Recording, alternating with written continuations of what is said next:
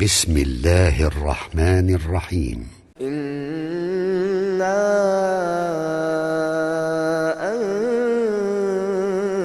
أنزلناه في ليلة القدر وما أدراك ما ليلة القدر ليلة القدر خير من 1000 شهر ليلة القدر خير من 1000 شهر تنزل الملائكة والروح فيها بإذن ربهم من كل أمر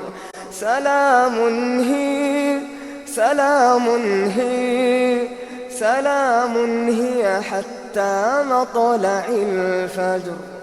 اللهم صل على سيدنا ومولانا محمد وعلى سيدنا علي وسيدتنا فاطمة وسيدتنا زينب وسيدنا حسن وسيدنا حسين وعلى آله وصحبه وبارك وسلم نستغفره ونؤمن به ونتوكل عليه ونعوذ بالله من شرور أنفسنا ومن سيئات أعمالنا من يهده الله فلا مضل له ومن يضلله فلا هادي له ونشهد أن لا إله إلا الله وحده لا شريك له ونشهد أن محمدا عبده ورسوله أما بعد أعوذ بالله من الشيطان الرجيم بسم الله الرحمن الرحيم قل لا أسألكم عليه أجرا إلا المودة في القربى صدق الله العظيم. إن الله وملائكته يصلون على النبي يا أيها الذين آمنوا صلوا عليه وسلموا تسليما. اللهم صل على سيدنا ومولانا محمد وعلى آله وصحبه وبارك وسلم. اللهم صل على سيدنا ومولانا محمد وعلى آله وصحبه وبارك وسلم. الصلاة والسلام عليك يا رسول الله وعلى آلك وأصحابك يا حبيب الله. اللہ تبارک و تعالی وحدہ لا شریک کا بے پایہ فضل و کرم اور احسان انعام ہے کہ جس نے باعث تخلیق کائنات رحمت للعالمین شافع روز جزا خاتم النبیین حضور سیدنا محمد مصطفیٰ صلی اللہ علیہ وسلم کے مبارک وسیلہ سے ہم سب کو دولت ایمان عطا فرمائی. اللہ تبارک و تعالی کما حق ہو ہم اس دولت کی قدر کرنے کی توفیق عطا فرمائے. بحمد اللہ تعالی 10 روزہ محافل ذکر اہل بیت رسول صلی اللہ علیہ وآلہ وسلم میں آج حضور نبی کریم صلی اللہ علیہ وسلم کے اولاد پاک میں سے اور ائمہ اہل بیت میں سے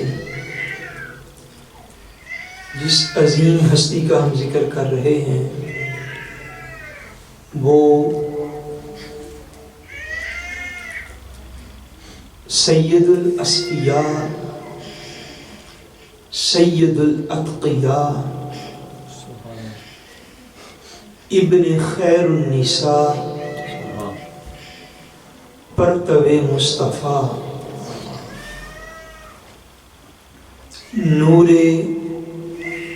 نظر مرتضی حضور سیدنا امام جعفر الصادق رضی اللہ تعالی عنہ۔ جعفر جو ہے یہ آپ کا اسم پاک ہے، اور صادق جو ہے یہ آپ کا لقب مبارک ہے۔ آپ جو ہیں یہ صاحبزادے ہیں، شہزادے ہیں حضرت سیدنا امام محمد باقر رضی اللہ تعالیٰ عنہ کے، اور پوتے ہیں امام العابدین امام الزاہدین حضرت سیدنا امام زین العابدین رضی اللہ تعالیٰ عنہ کے۔ حضرت سیدنا امام جعفر الصادق رضی اللہ تعالیٰ عنہ آپ جو ہیں عظیم ترین شخصیت ہیں سلسلہ عالیہ نقشبندیہ کی بھی۔ سلسلہ عالیہ نقشبندیہ کا فیض جو حضرت سیدنا امیر المومنین امام المتقین افضل البشر بعد الانبیاء بالتحقیق حضور سیدنا ابو بکر صدیق رضی اللہ تعالی عنہ ان سے چلتا ہے، تو ان کے بعد دوسری شخصیت سلسلہ عالیہ نقشبندیہ میں صحابی رسول حضرت سیدنا سلمان فارسی رضی اللہ تعالیٰ عنہ کی آتی ہے۔ ان کے بعد تیسری شخصیت ہے حضرت سیدنا قاسم بن محمد بن ابو بکر صدیق رضی اللہ تعالیٰ عنہ، اور ان کے بعد جو چوتھی شخصیت ہے سلسلہ عالیہ نقشبندیہ میں وہ ہیں حضرت سیدنا امام جعفر الصادق رضی اللہ تعالیٰ عنہ۔ صحابین دو فیوزات کے امین ہیں، دو فیوزات کے امین ہیں کہ نسبت صدیقیت جو ہے اس دور میں اس کی امانت بھی آپ کے پاس تھی، اور نسبت آل رسول کی امانت بھی آپ کے پاس تھی۔ یہ دونوں کمال جو ہیں وہ آپ کو حاصل تھے، حتیٰ کہ آپ کی بارگاہ بکس پناہ میں جب کوئی شخص بیعت ہونے کے لیے آتا اور اس سلسلے کو جوڑنا چاہتا، حضرت امام جعفر صادق اس سے پوچھ لیا کرتے کہ بھائی تو نسبت صدیقیہ میں بیعت ہونا چاہتا ہے یا نسبت آل رسول میں بیعت ہونا چاہتا ہے؟ جس نسبت پہ آنے والے کی طلب ہوتی آپ اسی نسبت پہ اسے بیعت فرما لیا کرتے، جس کو کہتے ہیں نا مجمع البحرین شخصیت، کہ یہ دونوں دریا جو ہیں یہ آپ کی ذات پاک میں جمع تھے۔ اور اس کا ایک بڑا سبب یہ تھا کہ یہ جو شخصیت ہیں سلسلہ عالیہ نقشبندیہ میں جو میں نے ذکر کیا، تیسرے نمبر پہ حضرت سیدنا قاسم بن محمد بن ابو بکر صدیق رضی اللہ تعالی عنہ۔ یہ حضرت قاسم کون ہے؟ یہ حضرت قاسم جو ہیں یہ پوتے ہیں حضرت سیدنا ابو بکر صدیق رضی اللہ تعالیٰ عنہ کے۔ حضرت سیدنا ابو بکر صدیق رضی اللہ تعالیٰ عنہ کے یہ پوتے ہیں، اور یہ نانا جان ہیں حضرت سیدنا امام جعفر الصادق رضی اللہ تعالیٰ عنہ کے۔ حضرت امام جعفر الصادق رضی اللہ تعالیٰ عنہ کے نانا جان ہیں، اور حضور سیدنا ابو بکر صدیق رضی اللہ تعالیٰ عنہ کے یہ پوتے ہیں۔ بلکہ مزید تفصیل اگر میں آپ کو عرض کروں تو حضرت سیدنا ابو بکر صدیق رضی اللہ تعالیٰ عنہ کے دو صاحبزادے، ایک جو تھے ان کا نام محمد تھا، اور دوسرے جو تھے ان کا نام عبد الرحمن تھا۔ ایک بیٹے جو تھے ان کا نام محمد، انہوں نے حضور کی اسم گرامی پہ رکھا محمد بن ابو بکر صدیق رضی اللہ تعالیٰ عنہ، اور دوسرے بیٹے جو تھے وہ عبد الرحمن بن ابو بکر صدیق رضی اللہ تعالیٰ عنہ۔ حضرت ابو بکر صدیق کے یہ جو بیٹے تھے جن کا نام محمد آپ نے رکھا، ان کی آگے جو اولاد تھی، ان کا جو صاحبزادہ تھے، ان کے جو بیٹے تھے، ان کا نام تھا کیا، جو میں نے بھی کیا، حضرت قاسم۔ کیا حضرت قاسم، یہ حضرت محمد کے بیٹے ہوئے۔ دوسری طرف جو حضرت سیدنا عبد الرحمن بن ابی بکر صدیق رضی اللہ تعالیٰ عنہ ہوتے ہیں، ان کی صاحبزادی تھی اور ان کی بیٹی تھی جن کا نام تھا حضرت اسماء رضی اللہ تعالیٰ عنہ۔ ان کا کیا اسم گرامی، حضرت سیدہ اسماء رضی اللہ تعالیٰ عنہ۔ یعنی ایک بھائی کی اولاد حضرت قاسم ہوئے اور ایک بھائی جو ہیں ان کی اولاد حضرت اسماء ہوئی۔ ان دونوں کا آپس میں نکاح ہوا، ان دونوں کا آپس میں نکاح ہوا، یعنی کہ یہ کزن میرج ہوئی، ان دونوں کا آپس میں نکاح ہوا۔ حضرت اسماء رضی اللہ تعالیٰ عنہ جو حضرت عبد الرحمن کی بیٹی تھی، اور حضرت قاسم رضی اللہ تعالیٰ عنہ جو کہ بیٹے تھے حضرت محمد رضی اللہ تعالیٰ عنہ کے، ان کا نکاح ہوا۔ اللہ کریم وحدہ لا شریک نے انہیں ایک بیٹی عطا فرمائی جن کا اسم گرامی ام فروا رکھا گیا، جن کی اسم گرامی کا رکھا گیا ام فروا رضی اللہ تعالیٰ عنہ۔ یہ جو حضرت سیدہ ام فروا رضی اللہ تعالیٰ عنہ تھی، حضرت سیدہ ام فروا رضی اللہ تعالیٰ عنہ، اب یہ اس سلسلے میں جس طرح سے میں عرض کر رہا ہوں، حضرت پوری توجہ کے ساتھ جو حباب موجود ہے سمجھیے، اوپر ہے حضرت ابو بکر صدیق رضی اللہ تعالیٰ عنہ، ان کے ایک بیٹے جو ان کا نام محمد ہے، ایک بیٹے جو ان کا نام عبد الرحمن ہے۔ محمد جو ہیں ان کی اولاد جو ان کا بیٹے جن کا نام ہے قاسم، جن کا کیا نام ہے قاسم، اور عبد الرحمن جو ہیں ان کی بیٹی ہیں جن کا نام ہے اسماء۔ اب حضرت قاسم اور حضرت اسماء رضی اللہ تعالیٰ عنہ کا نکاح ہوا تو اللہ تبارک و تعالیٰ وحدہ لا شریک نے انہیں جو بیٹی عطا فرمائی ان کا نام ہے حضرت سیدہ ام فروا رضی اللہ تعالیٰ عنہ۔ یہ جو حضرت ام فروا ہیں جو کہ ایک طرف سے حضرت سیدنا قاسم رضی اللہ تعالیٰ عنہ کی بیٹی ہیں، اور حضرت قاسم کون ہیں؟ یہ پوتے ہیں حضرت سیدنا ابو بکر صدیق رضی اللہ تعالیٰ عنہ کے۔ دوسری طرف سے یہ حضرت سیدہ اسماء کی بیٹی ہیں، اور حضرت اسماء کون ہیں؟ وہ پوتی ہیں حضرت سیدنا ابو بکر صدیق رضی اللہ تعالیٰ عنہ کی۔ یہ جو حضرت ام فروا رضی اللہ تعالیٰ عنہ ہیں، ان کا نکاح ہوا باقر العلوم کنز العلوم امام الائمہ حضرت امام محمد باقر رضی اللہ تعالیٰ عنہ سے، جن کا ہم نے کل ذکر کیا، حضرت امام محمد باقر رضی اللہ تعالیٰ عنہ سے ان کا نکاح مبارک ہوا۔ تو اللہ کریم نے حضرت امام باقر رضی اللہ تعالیٰ عنہ کو اس نکاح سے جو شہزادہ عطا فرمایا اس کا نام امام جعفر الصادق رضی اللہ تعالیٰ عنہ۔ اب آپ سمجھے سارے سے ان کا نام حضرت امام جعفر الصادق ہے۔ سو حضرت امام جعفر الصادق رضی اللہ تعالیٰ عنہ اس بنا پہ کہ آپ کی والدہ مقدسہ جو تھی وہ ایک طرف سے حضرت سیدنا ابو بکر صدیق رضی اللہ تعالیٰ عنہ کی پڑپوتی کی اولاد تھی، اور دوسری طرف سے حضرت سیدنا جو تھے حضرت سیدنا قاسم رضی اللہ تعالیٰ عنہ جو دوسرے اینگل سے دوسری طرف سے حضرت ابو بکر صدیق کے پوتے تھے۔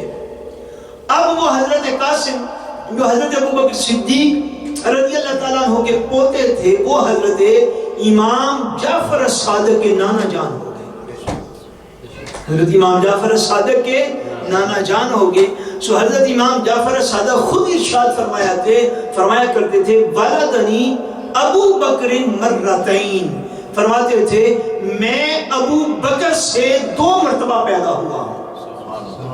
ہم سمجھے، فرماتے تھے ولدنی ابو بکر مرتین، میں 2 مرتبہ میں نے جنم لیا جناب سیدنا ابو بکر صدیق رضی اللہ تعالیٰ عنہ سے، کہ دونوں طرف سے والدہ صاحبہ کی طرف سے اور اس کے بعد دوسری طرف سے بھی دونوں طرف سے آپ کا رشتہ جو ہے سیدنا ابو بکر صدیق رضی اللہ تعالیٰ عنہ سے بھی ملتا تھا۔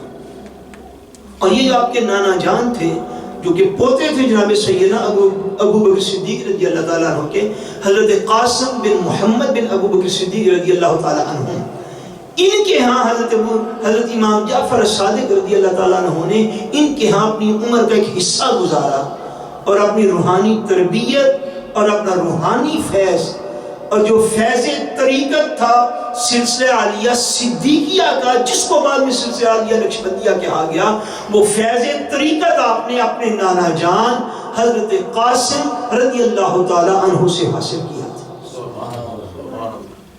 دوسری طرف آپ جو تھے پوتے تھے حضرت امام سیدنا زین العابدین رضی اللہ تعالیٰ عنہ کے۔ اس اعتبار سے آپ کی شخصیت ایک ایسی کمال شخصیت تھی اس دور کے اندر، ایسی کمال شخصیت تھی کہ جس شخص نے نسبت صحابیت کا فیض لینا ہوتا یا جس شخص نے نسبت اہل بیت رسول کا فیض لینا ہوتا، وہ دونوں فیوز جو ہیں ایک ہی شخصیت کے اندر اللہ کریم نے جمع فرما دیے، ایک ہی شخصیت میں جمع فرما دیے تھے۔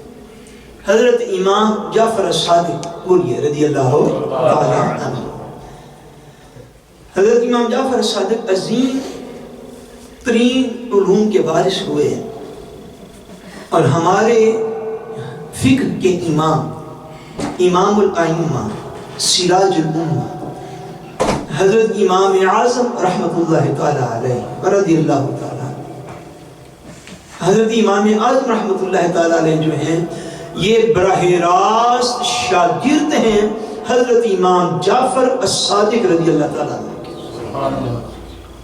آپ نے کم و بیش 2 سال کا عرصہ حضرت امام جعفر الصادق کی بارگاہ میں گزارا۔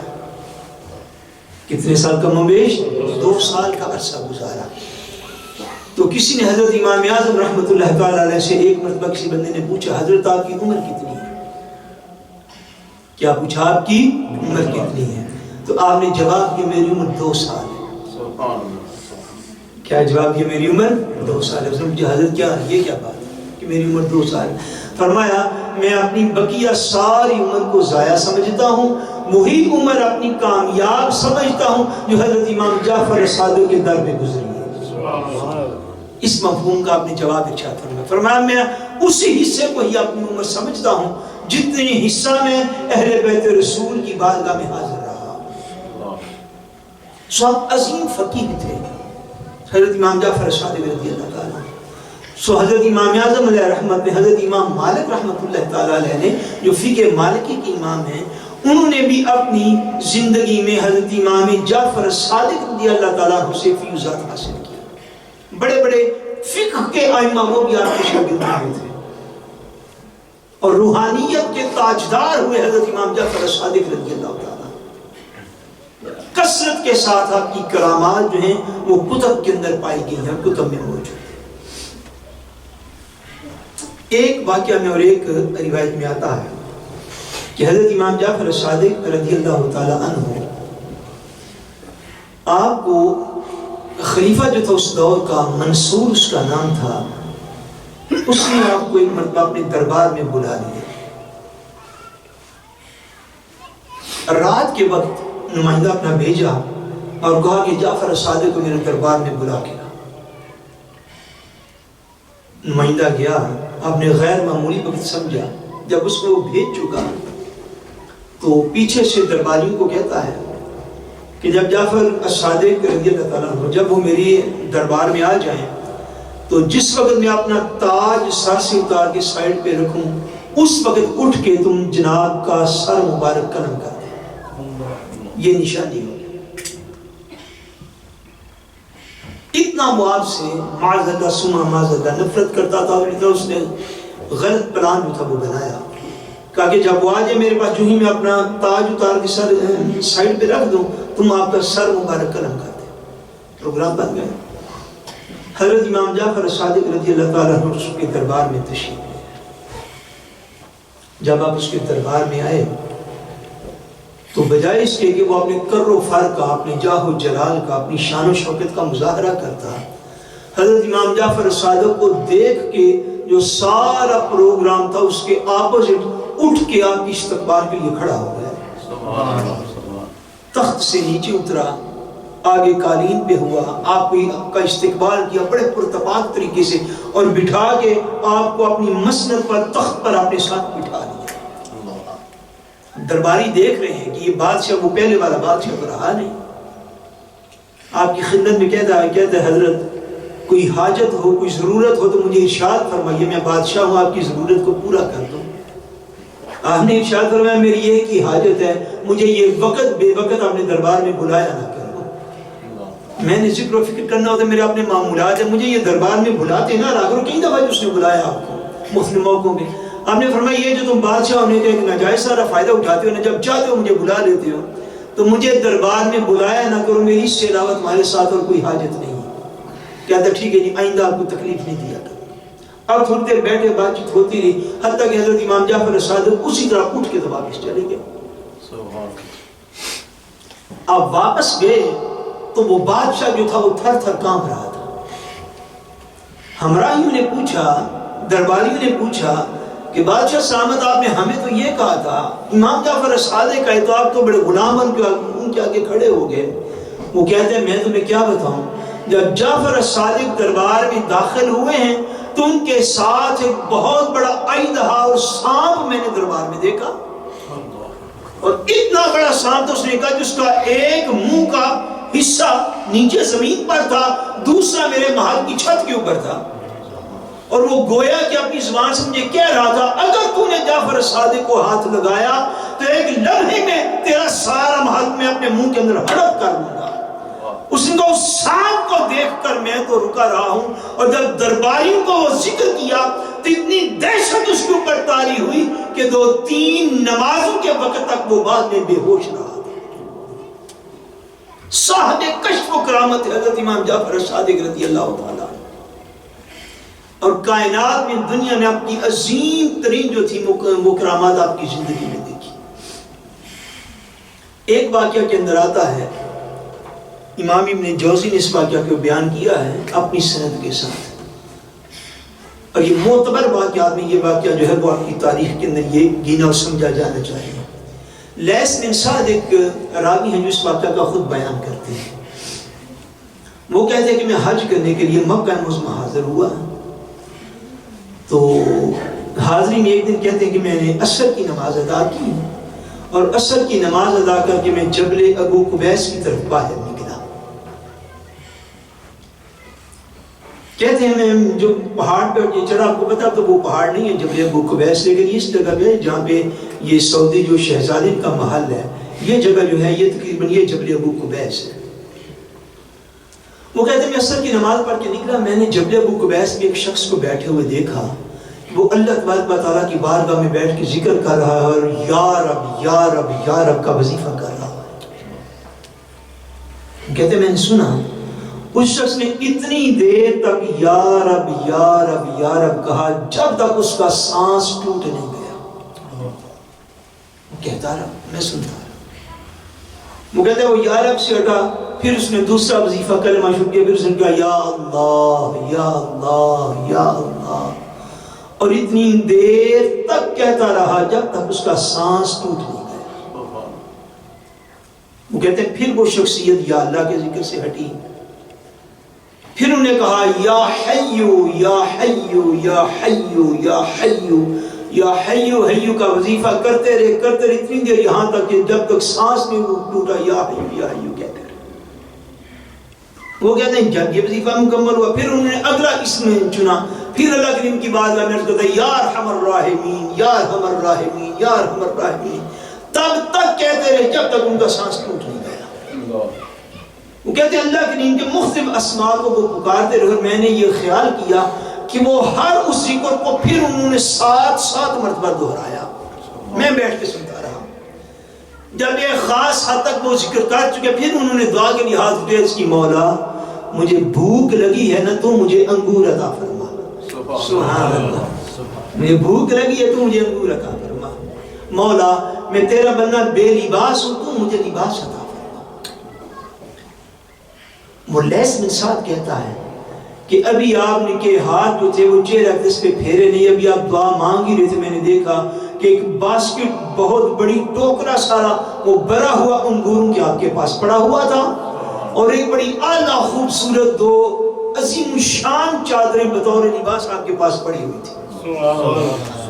وہ کہتا اب کھانے لگے انگوروں سے، تو میں بھی آگے بڑھ گیا، اس کو پتہ نہیں کہاں ہے کون، کہتے میں بھی آگے بڑھ گیا، میں کہا ابھی حضرت صاحب بات چھوٹی سی میں نے یہ عرض کرنی ہے، بات یہ ہے کہ اگر آپ انگور کھانے لگے ہیں تو میں بھی آپ کا پارٹنر ہوں، میں بھی آپ کا حصے دار ہوں، مجھے بھی اس میں سے عطا فرمائیے، مجھے بھی اس میں سے عطا فرمائے۔ آپ نے فرمایا بھئی تو پارٹنر کیسا ہے میرا؟ اس نے کہا جی دعا آپ مانگ رہے تھے، آمین میں کہہ رہا ہیں، آمین سے پارٹنرشپ ہو جاتی ہے، آمین سے پارٹنرشپ۔ اس نے کہا جی دعا بھی کر رہے تھے تو میں ساتھ آمین کہہ رہا تھا، تو میں بھی ساتھ پارٹنر ہوا، مہربانی کر کے یہ انگور مجھے بھی کچھ تھوڑے عطا فرمائیے۔ کہتے ہیں کہ وہ جو شخصیت تھے انہوں نے وہ انگور میرے سامنے رکھے اور فرمایا کھاؤ اور پوری تسلی کر کے کھاؤ۔ وہ کہتے ہیں میں بھی کھانے لگ گیا، آپ بھی کھانے لگ گئے، کافی دیر ہم دونوں کھاتے رہے۔ وہ کہتے ہیں زندگی میں اتنا مزیدار انگور میں نے نہیں چکھا، میں بھی کھاتا رہا، آپ بھی کھاتے رہے۔ فرمایا کہتے ہیں وہ جی بھر کے جب ہم نے کھا لیا تو میں نے غور پھر کیا، اس ٹوکری میں سے انگور کا ایک دانہ بھی کم نہیں ہوا، باسکٹ اسی طرح بھری ہوئی تھی۔ فرماتے کھاتے جب کھاتے ہو آپ نے فرمایا بھی تسلی کاری، حضور تسلی ہوگی۔ فرمایا یہ دو چادریں ہمارے پاس بطور لباس، ایک تم لے لو ایک ہم رکھ لیتے ہیں۔ کہتے میں انگور کھا کے اتنا پر تھا، میں کہ نہیں جناب چادروں کی ضرورت نہیں، چادریں آپ ہی اپنے پاس رکھیں۔ آپ نے فرمایا اچھا دھیان دوسری طرف کر لو، میں لباس بدلنا چاہتا ہوں۔ کہتے وہ چادریں آپ نے خود پہن لی، پہلے والی دونوں چادریں اتار کے اپنے ہاتھ میں پکڑ لی۔ انگوروں کا جو ٹوکرا تھا فرمایا یہ جا کے جس کو چاہو اس کو لوگوں کے اندر تقسیم کر دو، اور کوئی بھی چیز بچے نہ، ساری کی ساری اللہ کی مخلوق کھا جائے، یہ دھیان میں رکھو۔ فرماتے آپ میرے آجا کے چل پڑے، جبل ابو قبیس سے آپ نیچے اتر گئے، ابھی تھوڑے ہی آگے گئے تھے کہ کسی شخص نے آپ کو آواز دی اور کہا اے ابن رسول اللہ، وہ آپ کو پہچانتا تھا۔ اس نے کہا اے رسول اللہ کے بیٹے مجھے لباس چاہیے، میں بے لباس ہوں۔ کہتے ہیں کہ حضرت امام جعفر صادق نے جو دونوں چادریں اتاری تھی اسی وقت اس کو عطا فرما دی۔ جب اس نے آپ کو ابن رسول اللہ کہا، کہتے پھر میں نے پوچھا یہ ہے کون؟ لوگوں نے فرمایا یہ صاحب کرامت آدمی حضرت امام جعفر صادق ہے۔ کہتے پھر مجھے پتا چلا کہ یہ امام جعفر صادق ہے، مقبول بارگاہ تھے اللہ کریم کی بارگاہ کے، اتنے مقبول بارگاہ تھے، اتنے مقبول بارگاہ تھے کہ کئی کرامات جو ہیں ان سے جو ہے سیرت کی کتابیں آپ کی بھری پڑی۔ اس قبولیت بارگاہ کے اندر آپ کے اخلاق کا ایک واقعہ جو وہ عرض کرنا چاہتا ہوں۔ حضرت امام جعفر صادق رضی اللہ تعالیٰ عنہ کسی مقام پر حالت سفر میں تھے، گھر سے باہر جو چند لوگ جا رہے تھے آپ کے ساتھ، ان میں سے ایک شخص جو تھا اس کا مال گم ہو گیا، اس کا مال جو تھا وہ گم ہو گیا۔ اس کے پاس ایک تھیلی تھی، وہ اشرفی اور دیناروں کی بری ہوئی تھی، وہ گم ہو گئی۔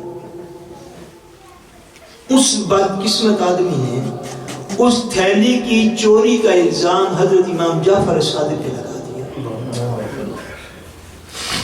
اس نے کہا کہ اس قافلے میں یہ بندے سے میری تھیلی اٹھائی۔ امام جعفر صادق رضی اللہ تعالیٰ عنہ نے پوچھا، آپ نے فرمایا میں تمہاری تھیلی میں کتنے پیسے ہوں گے؟ اس نے کہا جی میری تھیلی میں 2000 دینار تھے۔ کتنے دینار تھے؟